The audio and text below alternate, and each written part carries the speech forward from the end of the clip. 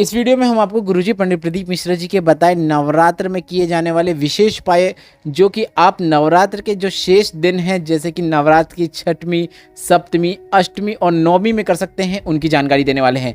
साथ ही हम आपको बताने वाले हैं दुर्गा अष्टमी की तिथि कब है, किस दिन आपको दुर्गा अष्टमी मनाना है, क्योंकि अष्टमी नवमी है, सप्तमी है। ऐसे कई लोगों के मन में दुविधा आ रही है, किस दिन हम अष्टमी माने, किस दिन नवमी माने, किस दिन सप्तमी माने। सभी तिथियों की जानकारी हम आपको इस वीडियो में देंगे। साथ ही हम आपको इस वीडियो में गुरुजी पंडित प्रदीप मिश्रा जी का बताया 11 आम के पत्ते की कोमल डाली वाला उपाय भी बताएंगे। साथ ही पति पत्नी के संबंधों में मधुरता लाने के लिए लड़ाइयाँ होने पर आपको कौन सा उपाय इस नवरात्र में करना है, उसकी जानकारी भी देंगे। इस वीडियो में हम आपको गुरुजी के बताए नवरात्र के विशेष उपायों की जानकारी के साथ साथ तिथि की भी जानकारी देंगे, इसलिए वीडियो अंत तक देखें ताकि कोई भी उपयोगी जानकारी आपसे ना छूटे। सबसे पहले हम आपको आज की तिथि बता देते हैं। आज है 9 अक्टूबर 2024, दिन बुधवार का है और अश्विन शुक्ल षष्ठी की तिथि है। मतलब नवरात्र के जो छठवें दिन माँ कात्यायनी की पूजा की जाती है, वह पूजा आज की जाती है। तो आप आज 9 अक्टूबर को छठ मान सकते हैं, अश्विन शुक्ल पक्ष की। अब हम आपको बता दें, कल 10 अक्टूबर गुरुवार का दिन है और अश्विन शुक्ल सप्तमी की तिथि है। नवरात्र की माँ कालरात्रि की इस दिन पूजा की जाती है। अब अष्टमी जो तिथि है वह 11 अक्टूबर को है और इसी दिन नवमी भी तिथि लग रही है। तो हम आपको बता दें, अश्विन शुक्ल अष्टमी की तिथि जो है वह माँ गौरी को समर्पित रहती है, माँ सिद्धिदात्री को समर्पित होती है। तो आपको माँ गौरी और पूजन करना है, माँ सिद्धिदात्री का पूजन करना है। तो आप 11 अक्टूबर को दुर्गा अष्टमी का व्रत रख सकते हैं, पूजन कर सकते हैं, क्योंकि जो 12 अक्टूबर है उस दिन नौमी तिथि तो है ही, पर साथ ही साथ विजयदशमी भी मनाई जाएगी। तो नौमी दसवीं 12 अक्टूबर को है और अष्टमी और नौमी 11 अक्टूबर को है। अगर अभी भी आपको जानकारी समझ में नहीं आई है तो आप इस वीडियो को रिवर्स करके फिर से वह जानकारी सुन सकते हैं।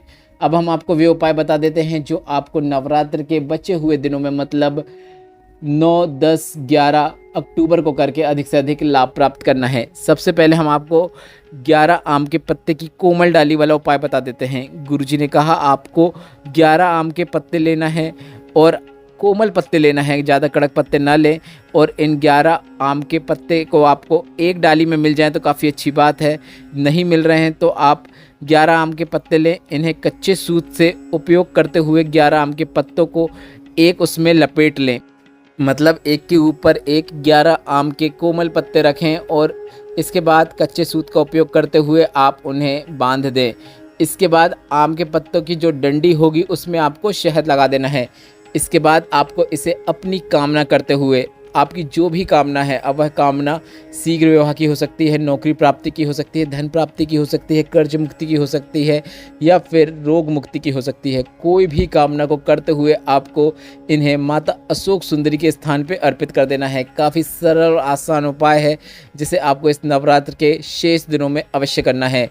पत्तों की डंडी जलाधारी की ओर हो, इस बात का आपको ध्यान रखना है।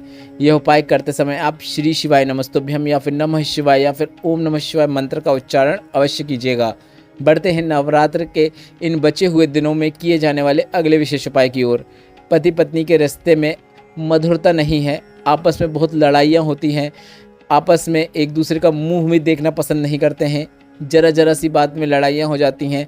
तो आप पति पत्नी में से कोई एक भी यह उपाय करना चाहे तो वह कर सकता है। आपको माता के मंदिर में मक्खन चढ़ाना है।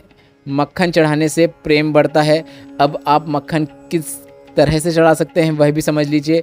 आप माता के मंदिर में ध्वज लगवा सकते हैं और ध्वज लगवाने से पहले उस ध्वज में आप मक्खन लगा दीजिए।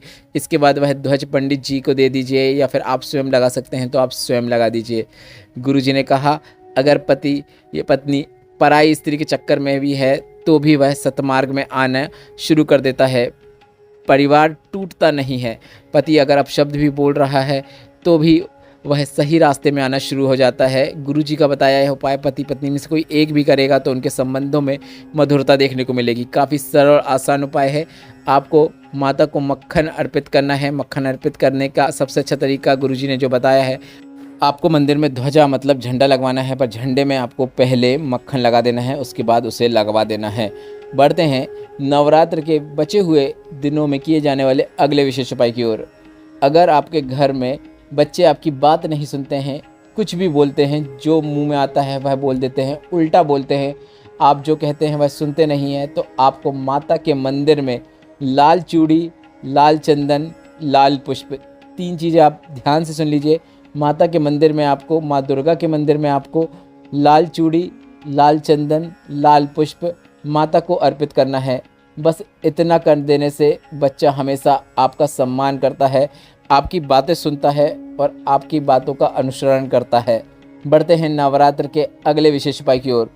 गुरुजी पंडित प्रदीप मिश्रा जी ने सभी से नवरात्र में एक विशेष उपाय सभी से करने को कहा है। वैसे तो यह चीज़ सब लोग करते आते ही हैं। आपको नवरात्र में से किसी भी एक दिन जो आपको ठीक लगे उस दिन आपको कन्याओं को भोजन करवाना है। और आप कन्याओं को जब भोजन कराएंगे तो उन्हें आपको प्लास्टिक का सामान नहीं देना है, इस बात का आपको विशेष ध्यान रखना है। आप उन्हें लाल चुनरी ओढ़ाएं, लाल वस्त्र दें। ऐसा करने से आपको अपने जीवन में सुख की अनुभूति होती है। अगर अभी तक आपने यह नहीं किया है तो आप इस नवरात्र के शेष दिनों में अवश्य कीजिएगा। अब बढ़ते हैं वीडियो के आखिरी उपाय की ओर, जो कि गुरुजी का बताया नवरात्र का बिल्कुल नया और विशेष मनोकामना पूर्ति उपाय है, जिसे गुरुजी ने हाल ही में कुछ महीनों पहले पूर्ण हुई शिव पुराण कथा में बताया था। गुरुजी ने यह उपाय किसी भी मनोकामना पूर्ति के लिए बताया है और गुरुजी ने यहाँ तक कहा है इस नवरात्र में आप करेंगे, अगली नवरात्र आने से पहले आपकी कामना आपको पूर्ण होती हुई नजर आएगी। इस उपाय को करने के लिए आपको 9 लाल पुष्प, 5 सफ़ेद पुष्प की आवश्यकता होगी। सबसे पहले आप इस बात का ध्यान रखें, इस उपाय को करने के लिए आप 2 पार्थिव शिवलिंग का निर्माण कर सकते हैं। अगर आप 2 पार्थिव शिवलिंग का निर्माण नहीं कर पा रहे हैं तो गोल लिंगनुमा आकृति भी बना सकते हैं। एक पार्थिव शिवलिंग बना सकते हैं, एक गोल लिंगनुमा आकृति बना सकते हैं, या फिर दोनों गोल गोल आकृति बना सकते हैं। जो लिंगनुमा आकृति होती है शिवलिंग के बीच में, उस प्रकार से आप 2 लिंगनुमा आकृति बनाते हुए भी यह उपाय कर सकते हैं। गुरुजी ने कहा है आप चाहो तो अपने घर के गमले में भी यह उपाय कर सकते हैं, वहाँ पर भी आप 2 आकृति बना सकते हैं। अब आप 9 लाल पुष्प जो हैं और 5 सफ़ेद पुष्प हैं आपको इनमें अर्पित करना है।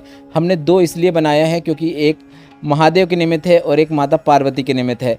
तो आप जो महादेव के निमित्त गोल आकृति बनाएंगे उसमें आपको 5 सफ़ेद पुष्प अर्पित करना है, और जो माता के लिए आप बनाएंगे आकृति उसमें आपको 9 लाल पुष्प अर्पित करना है। पर इस बात का ध्यान रखें, पूजन करने से पहले जब आप जो गोल आकृति बना देंगे उसके बाद आपको एक घी का दीपक अवश्य प्रज्वलित करना है। इस दीपक में आप लंबी बाती का भी उपयोग कर सकते हैं या गोल बाती का भी उपयोग कर सकते हैं, जो भी आपको ठीक लगे उस बाती का आप उपयोग कर सकते हैं। पर दीपक पहले प्रज्वलित करें, उसके बाद ही आपको पुष्प अर्पित करना है।